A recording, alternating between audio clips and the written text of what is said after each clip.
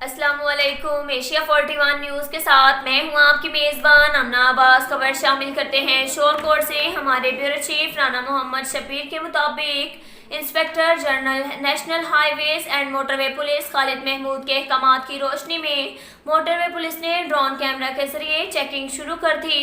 Digital roads की जानिब से एक और कदम बढ़ाते हुए national highways and motorway police के ड्रोन कैमरा से लेस कर दिया गया।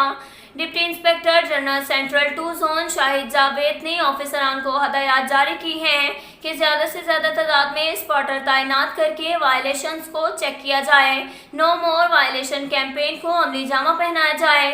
इस मौका पर SP motorway M4 Javed Iqbal सद्दर ने कहा कि जदीद टेक्नोलॉजी के इस्तेमाल से ट्रैफिक वायलेशन कंट्रोल करने में मदद मिलेगी।